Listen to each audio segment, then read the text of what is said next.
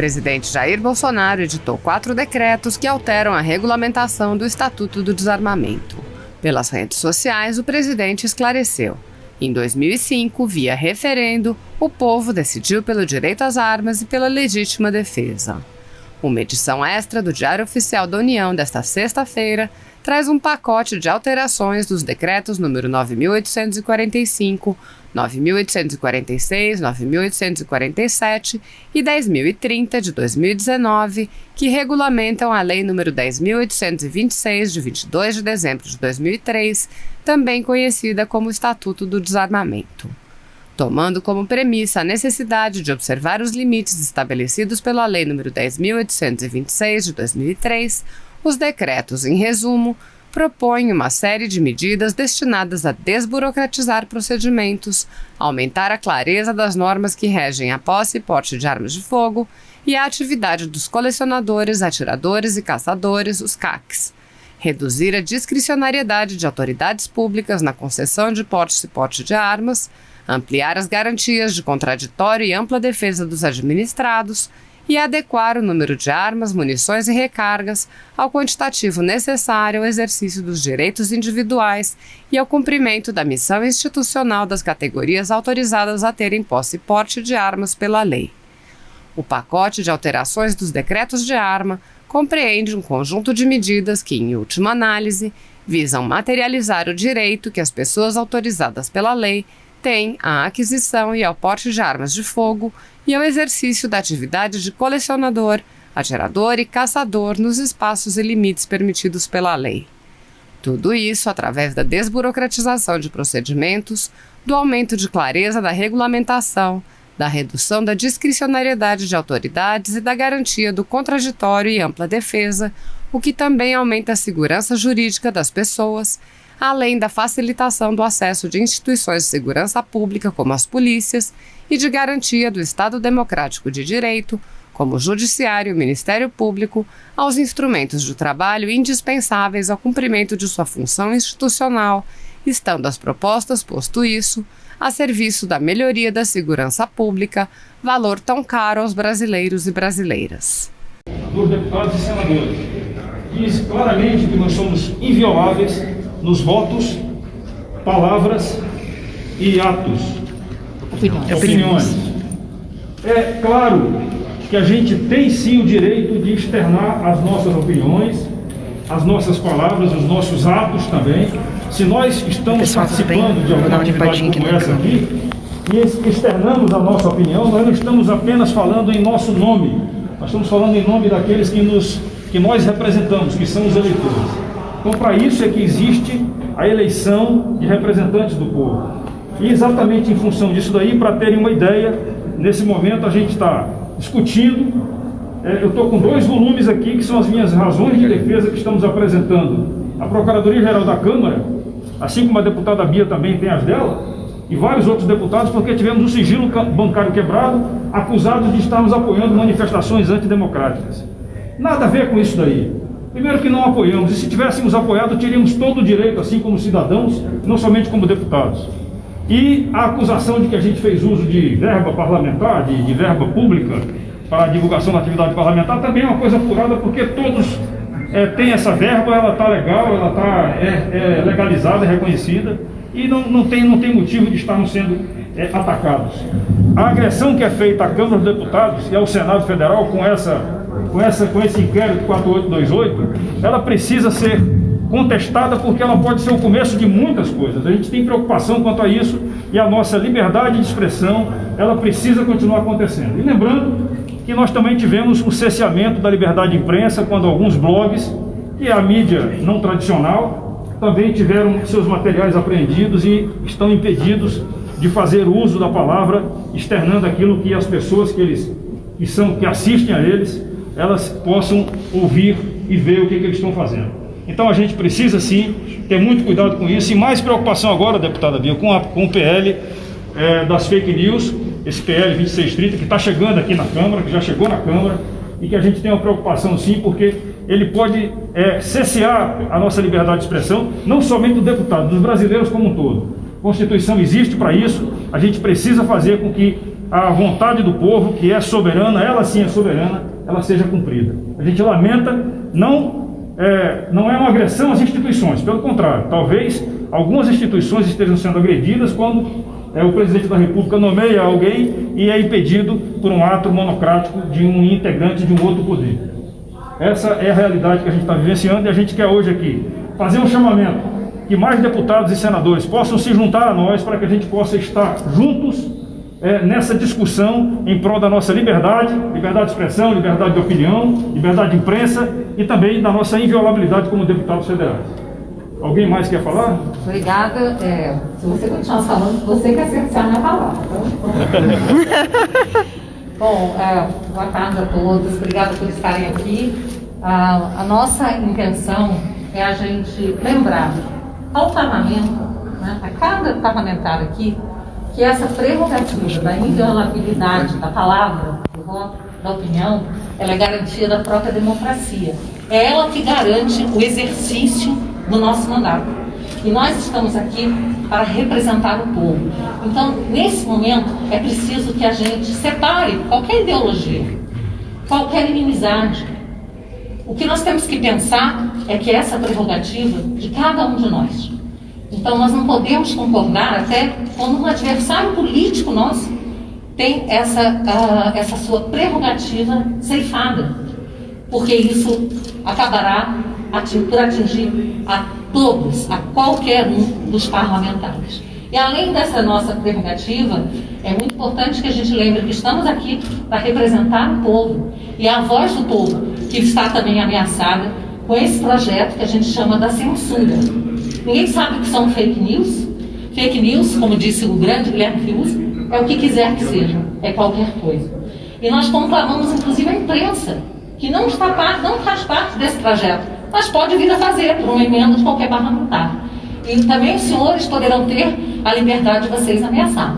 Então vamos nos unir nesse momento pela liberdade de expressão, que é pilar de qualquer democracia. Muito obrigada. Eu vou passar agora para o Eduardo Bolsonaro. Boa tarde.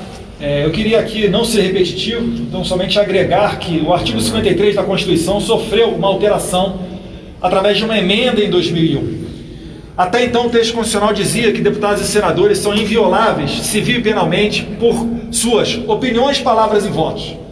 Para que não houvesse qualquer tipo de dúvida, essa emenda ainda acrescentou a palavra quaisquer. E hoje temos o texto que todos os deputados e senadores são invioláveis, civil e penalmente, por quaisquer opiniões, palavras e votos. Mais claro do que isso, meus caros, impossível. E a única arma que nós temos à nossa disposição para poder trabalhar através da outorga que nos foi dada através do voto popular é a nossa fala. Não faz qualquer sentido esse inquérito sobre manifestações antidemocráticas que está atingindo nós aqui dentro do Congresso. E outra coisa, a gente pede sim, porque essa é uma causa institucional suprapartidária. A gente tem que ter o apoio da Procuradoria da Câmara. Eu lamento que o presidente Rodrigo Maia, que ele não seja uma voz mais expressiva diante da quebra de sigilo de 10 parlamentares. 11. E os 11 parlamentares, perdão, obrigado, Carla. Isso daqui, não se enganem, amanhã vai para cima de vocês da imprensa. A deputada Bia falou muito bem sobre o PL 2630. Está se criando uma atmosfera em que o projeto de lei vai cercear a liberdade de expressão e está sofrendo críticas da direita, da esquerda, do Facebook, de órgãos de imprensa. Mas eu gostaria de ver mais apoio em relação a esse sentido.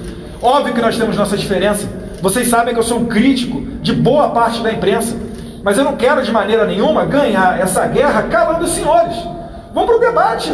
Agora, como é que a gente vai poder debater e melhorar as políticas da nossa sociedade se eu estou com medo de falar uma coisa e ser preso?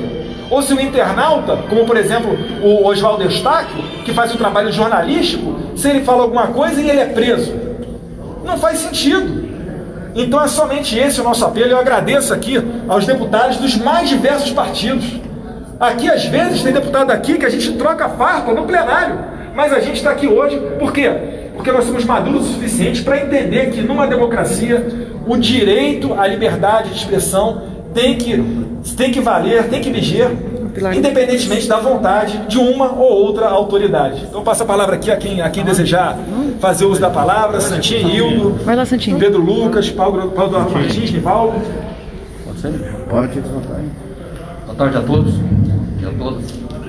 Esse é um momento que pede que a gente faça uma grande reflexão sobre o que vem acontecendo em nosso país. Não tem espaço para nós sairmos da crise que estamos passando, diminuindo a importância de qualquer um dos pilares dessa democracia. E quando eu digo qualquer um, é qualquer um mesmo. Poder executivo, poder legislativo e poder judiciário. Nós não estamos aqui atacando a instituição. O que nós estamos falando é de comportamento.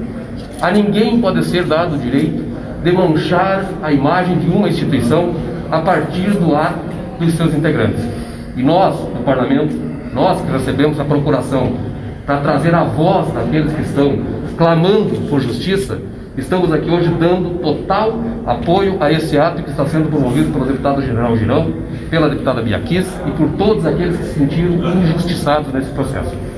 Nós não vamos abrir mão de defender as prerrogativas desta casa e também de lutar pela nossa democracia. Paulo. Quem mais? O Paulo. Jornalista. Boa tarde a todos. Além de reiterar tudo que assinar, subscrever tudo que já foi dito, eu quero chamar a atenção para a gravidade do que está ocorrendo.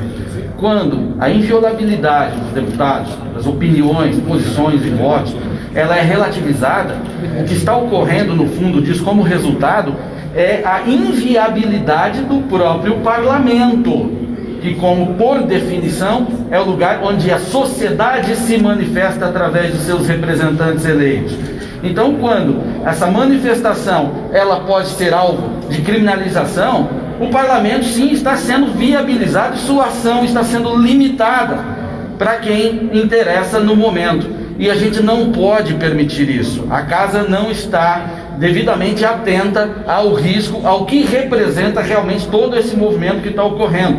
Nós não podemos ser defensores das prerrogativas parlamentares ou da liberdade de expressão por conveniência. Nós temos que ser defensores dessas duas coisas por princípios.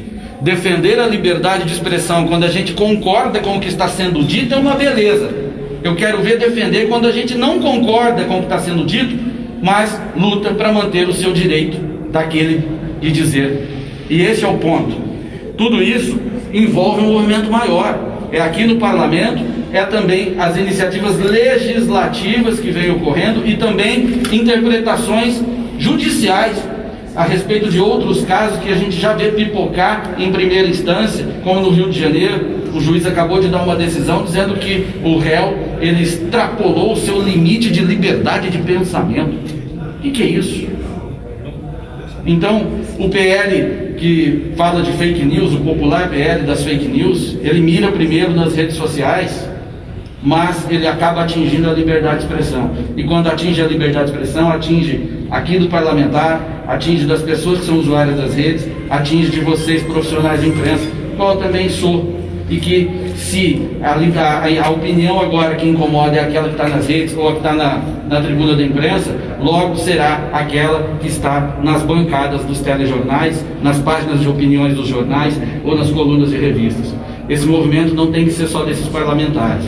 Aqui eu acho que a gente apenas representa muitos que têm interesse nisso, que não suportam um ambiente de restrição de liberdade de expressão, e esse alerta serve a todos os brasileiros, especialmente aos profissionais que sobrevivem disso. Muito obrigado.